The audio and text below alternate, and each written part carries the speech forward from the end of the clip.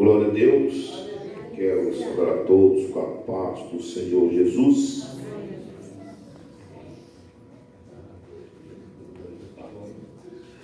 Deus possa abençoar essa amada igreja. Pastor José Tomé, obrigado pela credibilidade e confiança. Pastor Sueli, aos nossos amigos, pastor Jonas, pastora Fabiana, a todos os amigos, Deus possa abençoá-los poderosamente. Você que trouxe o livro, vamos ler apenas um versículo da palavra de Deus. Em seguida farei a exposição do texto sagrado. Gênesis, capítulo de número 37. E o versículo de número 5. Gênesis 37 e o versículo de número 5. Quem encontrou, diga glória a Deus. Escrito assim está: ora, José teve um sonho e contou a seus irmãos, que passaram a nutrir ainda mais raiva dele. Diga graças a Deus. Tome seu assento em nome de Jesus. Meus amados e queridos irmãos, estamos diante da palavra de Deus. E eu gosto disso porque eu tenho sempre que verbalizar essas palavras. A Bíblia Sagrada, ela demorou quase 1.600 anos para ser escrita. E ela foi escrita por cerca de 40 escritores. Então, ela tem 40 escritores, mas a Bíblia Sagrada contém apenas um autor, e o autor dela é Deus, mediante o seu Espírito Santo. Nenhum outro livro, olhe para cá e entenda, nenhum outro livro com mais de 100 anos pode ter o autor presente, porque morre o autor e permanece apenas o livro. A Bíblia não. Todas as vezes que você abre a sua Bíblia, o autor dela se coloca de pé, dizendo: eu velo na minha palavra para cumprir. Porque a Bíblia é o único livro que existe neste planeta Terra que você lê e o autor está sempre presente do seu lado, porque está escrito, Hebreus capítulo 4, versículo 12, a palavra de Deus, ela é viva e eficaz, é mais cortante do que qualquer espada alguma de 2 gumes, e que penetra até a divisão da alma e do espírito, e das juntas e medulas, e ele é apta para discernir os pensamentos e intenções do coração. Já dizia o sábio Salomão, em Provérbios capítulo 30, versículo 5, que toda a palavra de Deus é pura, escudo é para aqueles que nela confiam. Lembra das palavras de Jesus em João capítulo 15, quando ele fala para os seus discípulos, no versículo 3, vós estáis limpos pela palavra que vos tenho anunciado. Josué no capítulo 1, versículo 8 afirma, não se aparte da tua boca o livro desta lei, nela medita de dia e de noite, para prosperar todo o seu caminho. Olha o Salmo 1, e eu sei que você conhece, verso 1 e o verso 2. Bem-aventurado o varão que não anda segundo o conselho dos ímpios, não se detém no caminho dos pecadores, e não se assenta na roda dos escarnecedores. Antes o seu prazer é na lei do Senhor, e nela medita de dia e de noite. Salmo 119, verso 9. Como purificará o mancebo seu caminho, observando conforme a tua palavra. No Salmo 119, verso 11, a tua palavra, Senhor, eu guardei no meu coração para não pecar contra ti. No Salmo 119, verso 101, eu desviei os meus pés de todo caminho mau para observar a sua bendita e poderosa palavra. No Salmo 119, verso 103, ó, quão doces são as tuas palavras ao meu paladar, mais doce do que o mel à minha boca. No Salmo 119, verso 105, está escrito: lâmpada para os meus pés é a tua palavra e luz para os meus caminhos. Receba a palavra de Deus nesta noite, que transforma, que impacta, que santifica, é a palavra de Deus. E esta palavra traz consigo esta linda história, a história de José, o sonhador, o homem que marcou a sua época, o homem que marcou a sua geração. Mas o que eu quero trazer aqui nesta noite, que todo sonhador terá que passar por algumas prisões para chegar ao trono. Não existe sonhador que não passa por essas prisões. O texto disse que José, 17 anos de idade, ele sonhou, e o texto relata que ele vai contar o sonho para os seus irmãos, ele vai contar o sonho para os seus pais. E diz a Bíblia que Jacó, o pai de José, amava mais ao filho caçula, amava mais a José, ao ponto de conceder para ele uma túnica de várias cores.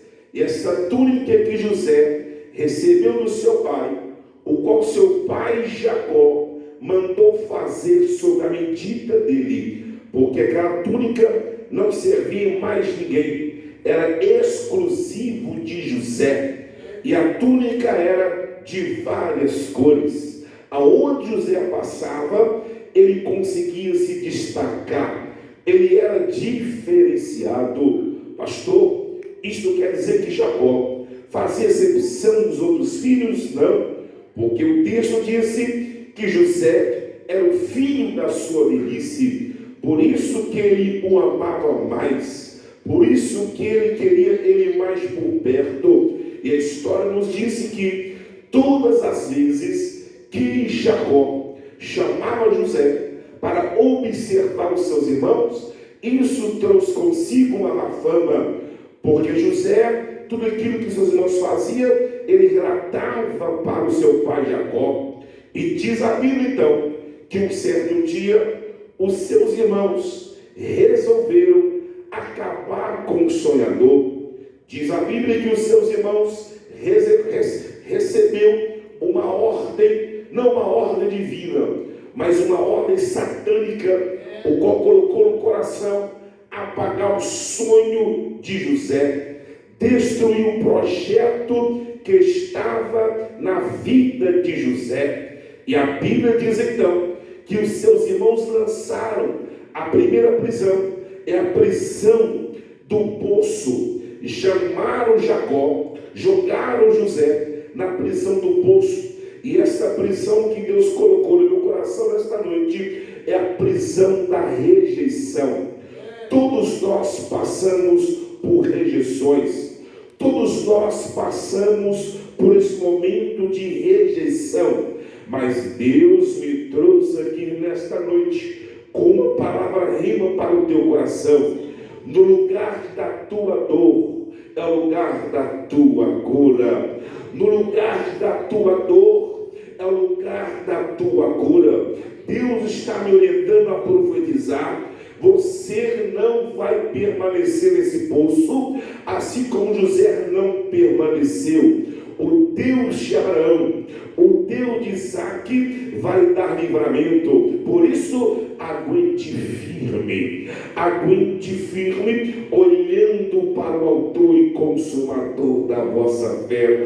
Essa prisão da rejeição nos mostra, antes de viver o sonhador vai ser provado entre os mais próximos. Detalhe, não foi o inimigo distante que o lançou ao poço, foram seus irmãos.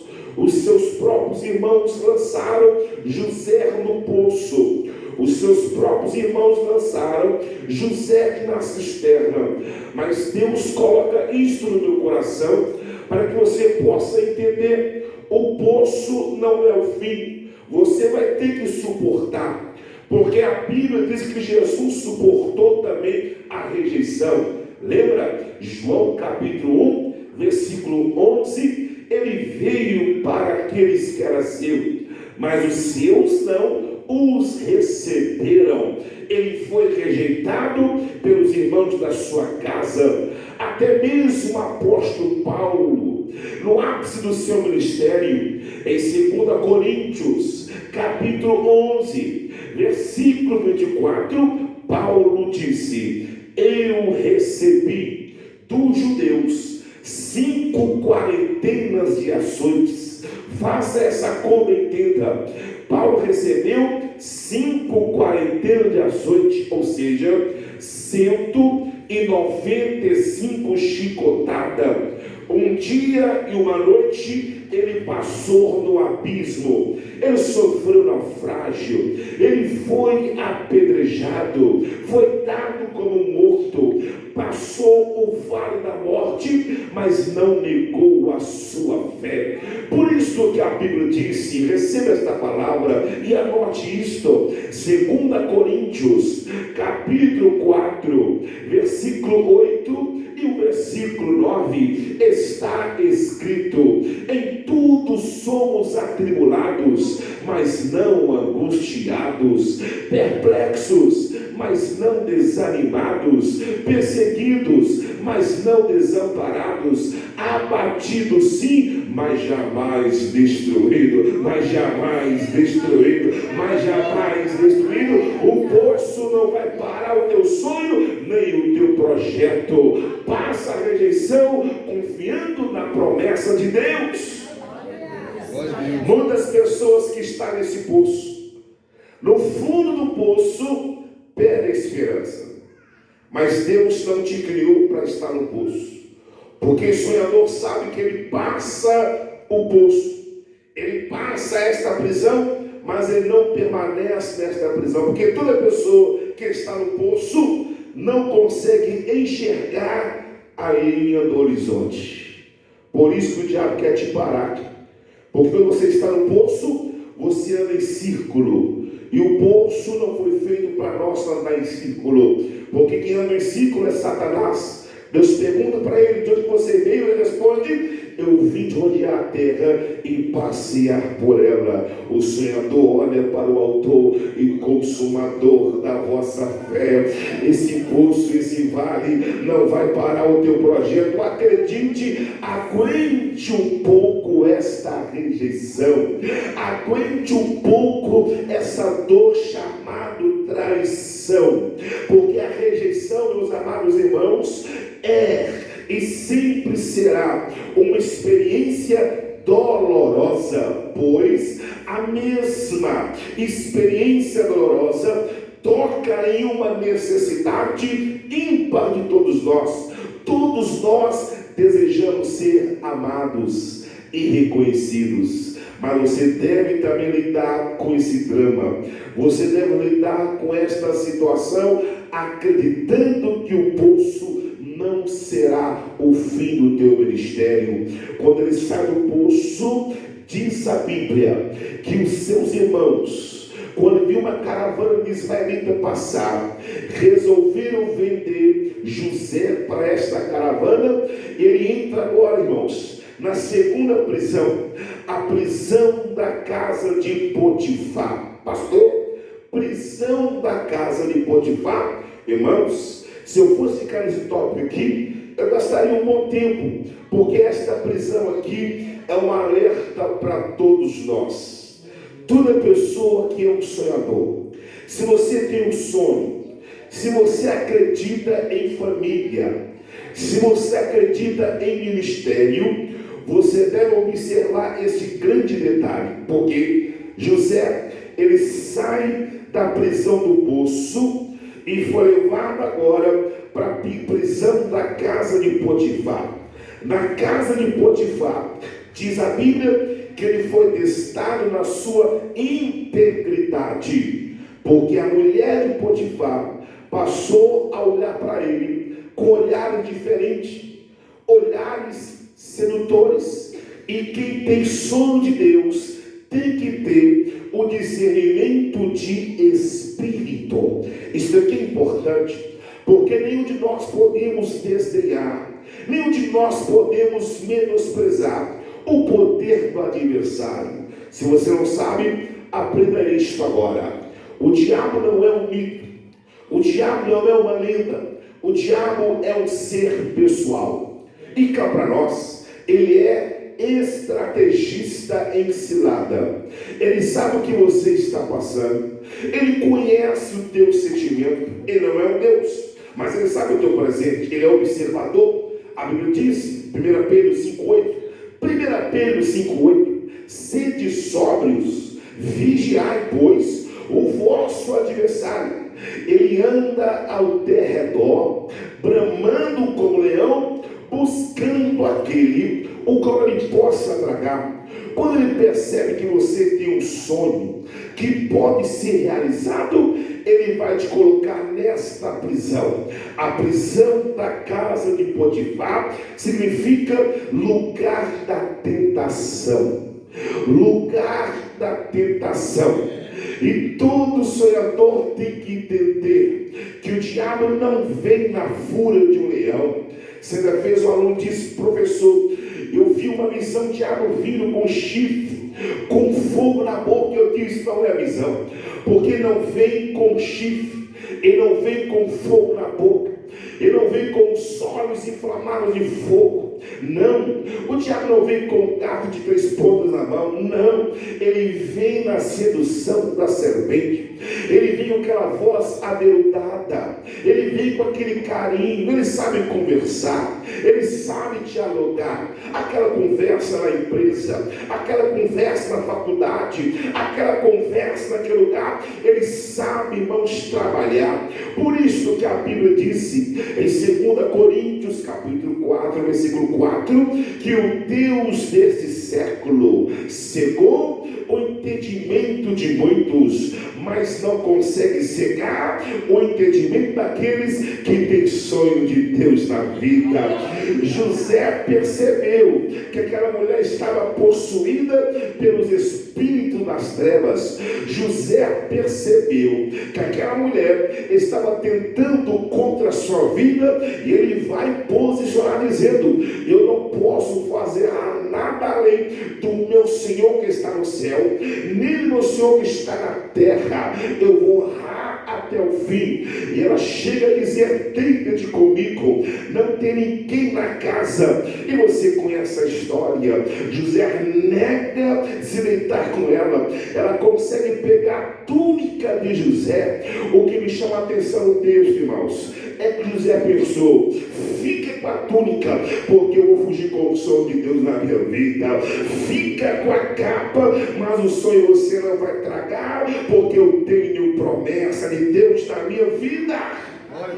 A tentação é sempre uma proposta para subir rápido sem passar pelo processo. Por isso que a Bíblia diz, 1 Coríntios capítulo 10, versículo 13: não sobreveio sobre vós tentação além da vossa força. Se você está sendo tentado, eu falo aqui em Deus, se você está sendo tentado, Paulo disse, Efésios capítulo 6, versículo 10: no demais, irmãos meus, fortalecei-os no Senhor e na força do seu poder. Fortalece o Senhor como? Lendo a palavra de Deus, orando a palavra de Deus, santificando pela palavra de Deus, buscando ter compromisso com a igreja local e buscando comunhão com o Pai, com o Filho e com o Espírito Santo. Tem um ditado por aí que disse: mente vazia o quê? Oficina do diabo. É um ditado popular, mas é uma verdade. Por isso que Paulo disse, Colossenses 3, versículo 2: pensai nas coisas que são de cima e não nas coisas que são da terra. Então cuidado com esta prisão, porque esta prisão aqui tem um propósito de matar o teu sonho, tenta de matar o teu projeto. Nesta casa ele é tentado, nesta casa ele é seduzido, mas ele não perdeu o alvo. Irmãos, você tem uma promessa e Deus vai cumprir esta promessa na sua vida. Mas entenda esta palavra: Deus só tem compromisso com aqueles que têm compromisso com Ele. Tem um texto da Bíblia que eu acho fenomenal, tem um texto que é fantástico. É Lucas capítulo 4, versículo 5. Lucas 4, versículo 5. Diz que o diabo levou Jesus a um alto monte. Quem levou foi quem? Foi o diabo. E o texto diz: mostrou-lhe no momento de tempo. Na minha tradução King James está escrito: mostrou-lhe no relance. É a mesma coisa. Mostrou-lhe no relance, no momento de tempo, todos os reis do mundo. E o texto está aqui dizendo, irmãos, que tem um segredo neste versículo, tem um código neste versículo, tem uma pérola neste versículo. Qual é a pérola neste versículo? É tudo aquilo que o diabo te mostra. Olha o texto: é no momento de tempo. Tudo aquilo que ele te oferece é passageiro. Olha o texto: no momento de tempo. Se José aceitasse aquela tentação, o prazer seria momentâneo, o prazer seria no momento de tempo. A mulher era dele, era do seu Senhor. Então o diabo mostra algo para você que é passageiro, não é duradouro. Aí Deus me trouxe aqui para aplicar esta palavra. Vai, não perca o teu ministério por um momento de tempo. Não perca a tua família que Deus te deu por um momento de tempo. Não perca a tua salvação por um momento de tempo. Se está sendo tentado, meu filho, procura alguém. Aceita a reconciliação. Aceita que você precisa permanecer de pé e a graça vai te alcançar. E receba livramento na prisão da casa de Potifar. Esta prisão é perigosíssima. Nós devemos tomar cuidado com esta prisão. Esta lição que Deus quer nos trazer aqui nesta noite: Deus nunca prova atalhos para a sua glória. Quando ele sai desta casa, você conhece a história. O diabo, irmãos, ele é um tentador. O nome diabo significa caluniador. O nome diabo significa difamador. Por isso que Satanás quer dizer adversário. É a mesma essência. Então o diabo, que é difamador, que é caluniador, usa esta mulher para denegrir a imagem do homem de Deus, dizendo para o seu Senhor que José tentou violar, que José tentou abusar. Mas Deus conhece a história de José. Detalhe: Potifar também conhecia quem era José. Ele foi próspero em tudo na sua vida. Por isso que ele não morreu. Porque Potifar sabia quem era também a sua mulher e colocou na prisão. Aleluia. Qual a prisão? A prisão do rei. Não temas, porque você também vai chegar neste patamar. Você vai chegar também na prisão do rei. E esta prisão do rei, infelizmente, é a prisão do esquecimento. Olhe para cá. Você que tem promessa de Deus na sua vida, você precisa entender o processo. Eu estava acompanhando um amigo muito íntimo que estava desanimado da vida porque não via resultado. Eu consegui entender qual era a sua frustração. Eu disse: você crê no som de Deus? Eu já sei o que está acontecendo. Você está envolvido em uma maldita comparação. Eu sei disso. Você está envolvido em uma maldita comparação. Devido às redes sociais, você está percebendo que muitos estão em uns patamares maiores e você não está. Isso traz consigo esta frustração. Deus não nos chamou para comparar ministério. Eu não posso me comparar com o professor que vocês conhecem, o professor Tiago Lima. Eu não posso comparar com os outros amigos. Cada um tem o seu ministério, cada um tem a sua chamada. Se Deus quiser me usar somente em Belo Horizonte, Ele vai me usar. Se Deus quiser usar outro amigo em outros países, Ele vai usar. Eu tenho que reconhecer o meu chamado e cumprir a minha vocação sem comparar esta maldita comparação. Aí as pessoas ficam nessa prisão de esquecimento. Ai, Deus esqueceu de mim. Cadê a promessa? Fulano está lá na frente, eu estou aqui ainda. Meu filho, cumpra a tua promessa. Porque segundo a Bíblia, vários homens de Deus, Abraão esperou 25 anos pelo filho da promessa. José esperou 13 anos para sentar no trono. O apóstolo Paulo esperou 14 anos. Olha, Moisés recebeu a promessa 40 anos peregrinando. Com a desobediência ficou mais 40 anos até a promessa se cumprir na sua vida. Ana aguardou 20 anos. Davi esperou 18 anos. Então a promessa é isso. Você tem que ter a paciência e acreditar. Entrega o teu caminho ao Senhor, confia nele e Ele tudo fará. Acredite, vida com Deus é cumprir propósito. Grava isto.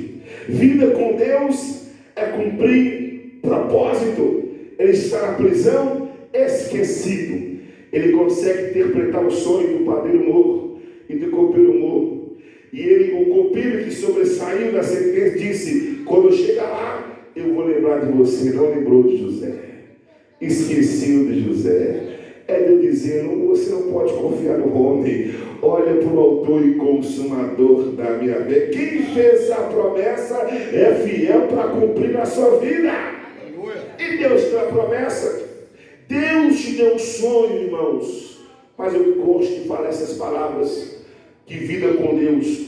Se você quer receber as bênçãos de Deus, você tem que ter a predisposição de encarar e enfrentar as tribulações da vida. Jesus disse, João 16, estamos falando agora, versículo 33, do mundo tereis aflição, mas tende bom ânimo, é isso mesmo, mas tende bom ânimo, porque eu venci o mundo. Então tende bom ânimo nesta prisão, tende bom ânimo nesse sentimento, tende bom ânimo, ergue a cabeça, porque o milagre vai acontecer. E o texto diz que José, que estava na prisão, pensando que estava esquecido, de repente, irmãos, Deus começa a trabalhar. Faraó fica perturbado. Sonhou um faraó com 7 vacas magras e 7 vacas gordas. Que sonho estranhos. Depois com 7 espigas. Que sonho estranho. Mandou chamar os adivinhadores, os intérpretes. Ninguém conseguiu interpretar aquele sonho. Deus estava trabalhando. Não há ninguém no meu reino que entenda esta visão. Não. Alguém disse, novamente o copeiro lembrou-se, quando estava na prisão, um homem revelou e interpretou meu sonho. Então manda chamar este homem. E diz a Bíblia que José se compareceu à presença do rei e ele conseguiu interpretar o sonho, porque o discernimento não veio da terra, o discernimento e a interpretação veio do alto, do Pai das luzes. Ele interpretou o sonho de Faraó. Com esta interpretação, Faraó disse: eu lhe coloco em seu dedo o anel, você terá autoridade. Sabe por quê, irmãos? Deus faz isso, é a lei do reconhecimento. Ele não apenas interpretou, ele acaba de interpretar, e ele recebeu de Deus o dom da palavra de sabedoria. Deus está dizendo: tem algo que você vai receber. Deus vai te promover com o dom da palavra de sabedoria. Naquele exato momento, depois que ele interpreta, você conhece o texto sagrado, irmãos? Ele vai aconselhar Faraó. Era só para interpretar? Não, mas ele vai aconselhar: meu rei, no tempo da crise, poupa mais, economiza mais, e quando vier o tempo de aflição, porque 7 anos, 7 vacas gordas representa 7 anos de fartura, então nesse tempo você vai poupar. Quando chegar a 7 anos de aflição, você vai fazer o Egito celeiro para abastecer as nações, e você vai conquistar muita coisa. Irmãos, olha que conselho divino, olha que sabedoria. E o Faraó teve que falar: você será o governador desta província, você será o governador do Egito, do poço ao trono. Por quê? Porque ele conseguiu passar cada etapa da sua vida. Vida com Deus, irmãos, é renúncia. Vida com Deus é sacrifício. Vida com Deus é cumprir propósito. Por isso que Deus está dizendo para você: esta luta não é para te parar, não é para te matar. Deus vai cumprir o seu desígnio na sua vida.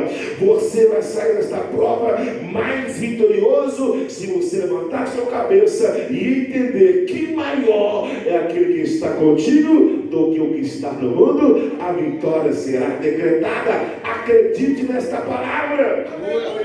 Glória a Deus. O que você quer dizer com esta mensagem? A mensagem é uma só: Deus não nos criou para o sofrimento. Tem pessoas que pensam nisso: eu nasci para sofrer. Isso é mentira. Deus não nos criou para o sofrimento. Deus, ele vai usar o teu sofrimento para te fazer mais forte. Deus não conta com medrosos. José aqui conseguiu passar as etapas, porque José ouvia apenas uma voz. E a pergunta de Deus nesta noite é esta: qual voz você está ouvindo nesta prisão? Tem alguns que já passou a prisão da rejeição, eles soube lidar. Outros estão na casa de Potifar, outros estão na prisão do esquecimento. Mas qual voz você está ouvindo? Porque tem a voz do medo, irmãos. A voz do medo é o perigo. A voz do medo é essa aqui: você não vai conseguir. É a voz do medo. Amanhã, segunda-feira, ela vem constantemente: você não vai conseguir. Se prepara, porque hoje vai ser aquela segunda-feira. É a voz do medo. Aí vem a voz da dúvida, para aqueles que querem fazer alguma prova, olhar algum laudo médico, alguma situação complicada. Aí vem a voz da dúvida: será que isso é possível? Será que você vai sair dessa? É a voz da dúvida. Aí a pessoa começa aqui a alimentar com a voz do medo, a voz da dúvida. Aí vem a voz do maligno dizendo: você é incapaz, você não merece, você está assim por causa dos seus pecados. Esqueceu a voz do maligno, que Deus levou consigo os nossos pecados. Ele nos perdoou os nossos pecados, e pelo seu sangue nos purificou de todo pecado. E nós não vamos aceitar a voz do maligno, porque ninguém aqui merece nada. A graça de Deus que nos alcançou, é o favor de Deus que nos alcançou. Não deixe a voz do maligno tentar contra a sua vida. Pastor, então tem a voz do medo. José não ouviu a voz do medo. José não ouviu a voz da dúvida. José não ouviu a voz do maligno. Porque ele sabia: a única voz que Deus respeita, a única voz que faz Deus, vou usar uma linguagem aqui, antropomorfismo. A única voz que faz Deus levantar do trono é a voz da tua fé. O único método infalível, insubstituível, a única voz que faz Deus agir é quando você coloca a tua fé à disposição. A Bíblia diz ao que está escrito, Hebreus capítulo 11, versículo 6: sem fé é impossível agradar a Deus, porque é necessário que aquele que se aproxima de Deus, dois fatores, tem que crer que Ele existe. Você tem que crer que Deus existe. Segundo fator, você tem que crer que esse Deus que existe também Ele é galardoador daqueles que o buscam. Está observando? A natureza de Deus é uma natureza abençoadora. Pela fé de José, saiu do poço para conquistar o trono, saiu de escravo para ser governador. Deus está dizendo, você não é vítima do seu passado. Se o teu passado foi de sofrimento, se o teu passado foi de provação, se prepare que hoje você será protagonista do teu futuro. O seu futuro será de grandeza se você adicionar a fé em Deus que está no teu coração. O milagre vai acontecer. Hebreus 10, 38. Hebreus 10, 38. O justo viverá pela fé. Olha essa palavra, irmãos. Vê se não é pesada. E se alguém se retirar, a minha alma não tem prazer nele. O justo viverá pela fé. Se ele retroceder, ou seja, o Deus que está no céu, olhando para você, ele tem promessa, e está avançando. Mas se ele parar e retroceder, Deus diz, eu não tenho prazer mais dele. Não vai ter mais livramento. Porque Deus não conta como um morador. Deus não conta com aquele que questiona. Não. Deus conta com o coração de adorador. Com aqueles que passam a luta, passam a prova. Mas ele fala, Senhor, eu sei em quem eu tenho crido. Romanos 8, 31 para fechar. Romanos 8, 31. Que diremos, pois, a estas coisas? Se Deus é por nós, quem será contra nós? Aquele que não poupou o seu único filho, antes o entregou por todos nós, como não nos dará também com ele todas as coisas? Quem tentará acusação contra os escolhidos do Senhor, sendo que é Deus que os justifica? Quem os condenará, sendo que foi Cristo que morreu na cruz e ressuscitou e está à direita do Deus Todo-Poderoso? Quem vai nos separar do amor de Cristo? Não, diz o texto, não é a tribulação, não é a angústia, não é a perseguição, não é a fome, não é a nudez, não é a espada. Como está escrito, nós somos entregues à morte todos os dias, fomos reputados como ovelha, como matadouro. Mas em todas estas coisas, somos mais do que vencedores por aquele que nos amou. Aleluia! Em todas estas coisas, quais coisas? Na prisão do esquecimento, na cisterna, no poço, sabe disso? Ele te amou, e eu te amo. Por quê? Porque eu sei, Romanos 8, 38, porque eu sei. O que você sabe, Paulo? Eu tenho uma consciência plena, eu tenho uma sabedoria. Qual sabedoria? Que nem a morte, nem a vida, nem os anjos, nem os principados, nem as potestades, nem o presente, nem o porvir, nem a altura, nem a profundidade, nem alguma outra criatura vai nos separar do amor de Deus que está em Cristo Jesus, o nosso Senhor. Ele conta com a sua coragem, ele conta com a sua ousadia, ele conta com o seu fervor espiritual, queridos irmãos, passe essas prisões e você vai chegar no trono. Você vai poder chegar um dia e dizer: eu e a minha casa serviremos ao Senhor. José no trono, ele teve Manassés. Manassés quer dizer o quê? Deus me fez esquecer o meu passado de sofrimento. Quando a bênção chegar, você nem vai lembrar da prisão do esquecimento. Quando a bênção chegar, você não vai lembrar do poço da cisterna. A bênção será tão grande que Deus vai dar ao Efraim, fará você prosperar, fará você reinar. É a promessa de Deus na vida daquele que é sonhador. Se você é um sonhador e você deseja receber esta oração de Deus na sua vida nesta noite, venha aqui à frente, fique de pé, porque eu quero orar para a sua vida.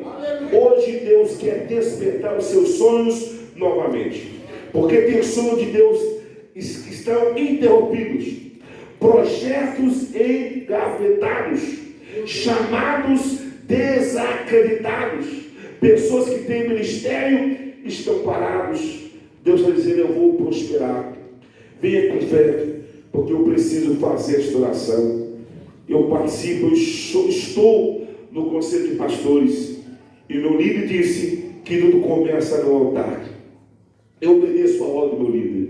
O fogo arderá continuamente sobre este altar e não se apagará. Os seus sonhos não irão perecer.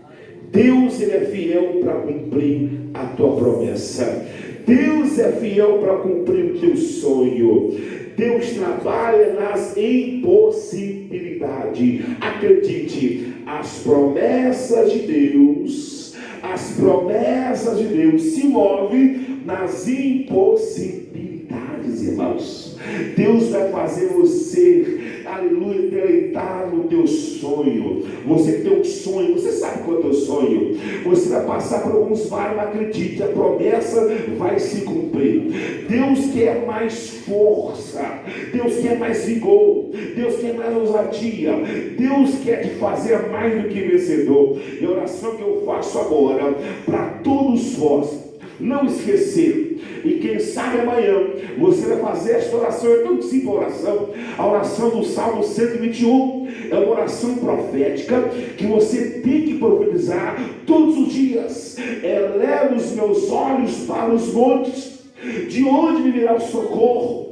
O meu socorro vem do Senhor que fez os céus e a terra. Acredite, o Senhor, ele não vai deixar vacilar os teus pés, pois aquele que te guarda, ele não tosquenejará. Eis que não tosquenejará e nem dormirá. O guarda de Israel é o Senhor que te guarda. O Senhor, coisa linda, o Senhor é a tua sombra. Como assim, mano? O Senhor é a tua sombra. A tua sombra, você vai para a direita, ela te acompanha. Você vai para a esquerda, ela te acompanha. Deus está dizendo: eu não vou te desamparar. Pode uma mãe esquecer o filho que lamenta? Pode, mas todavia eu não esquecerei de ti, porque eu serei a tua sombra, eu serei a tua direita. O sol não te molestará de dia, nem a lua de noite. O guarda de Israel, ele guarda a tua alma. O guarda de Israel, que é o nosso protetor, ele guarda a tua entrada, ele guarda a tua saída, desde agora e para sempre. E Deus te autoriza a profetizar. Acredite, o guarda não dorme, o guarda não dorme, o guarda não dorme, o guarda não dorme. Ele conhece as tuas obras, ele conhece as tuas motivações. Este guarda está no meio dos 7 candeeiros, está no meio da sua igreja, dizendo: eu conheço as tuas obras, eu conheço as suas motivações, eu sei que você tem sofrido, eu sei que muitos estão padecendo, mas acredite, eis que eu venho sem demora. Guarda o que você tem, para que ninguém tome a tua coroa.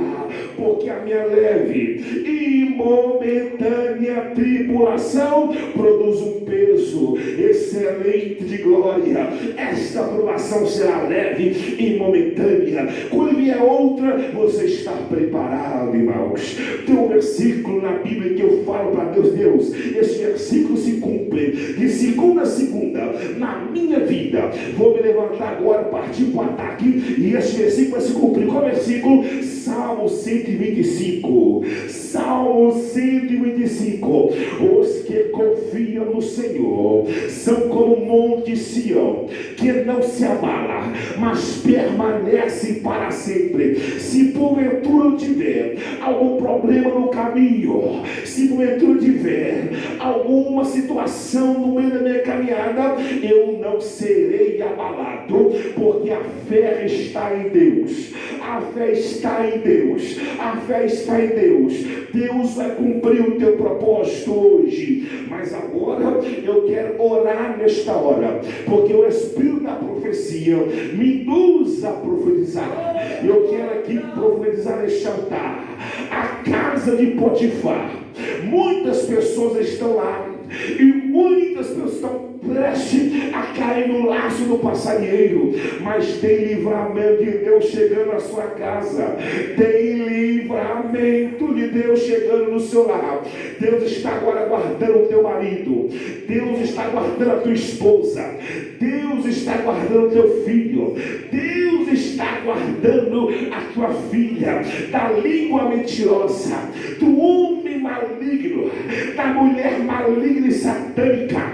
Nós repreendemos em nome de Jesus. Esta casa está protegida, não haverá vergonha nesta casa, não haverá desonra nesta casa. Serão abençoados, serão mais do que vencedores, se você conseguir passar por essa etapa. O trono de espera, e você vai profetizar: a minha família está no altar de Deus, a minha família é o meu projeto de Deus. Não seremos envergonhados, não. Nós somos mais do que bem-sucedidos. Receba agora esta profecia de Deus.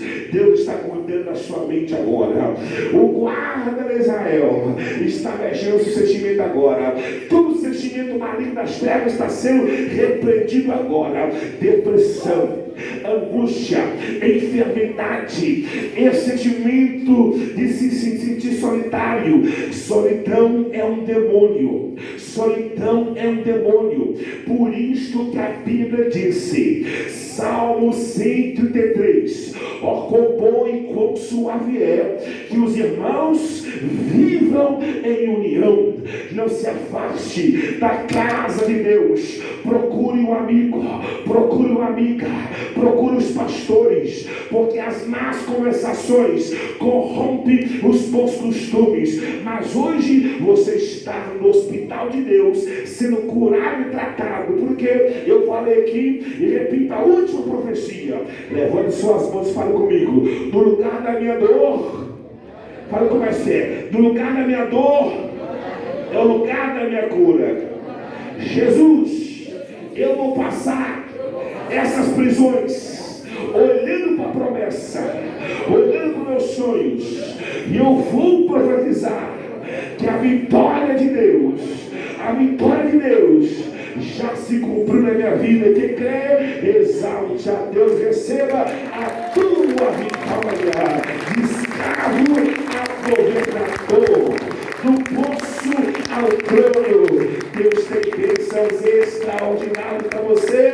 Assim é, permaneça fiel. Fidelidade e nada mais. Deus abençoe a todos em nome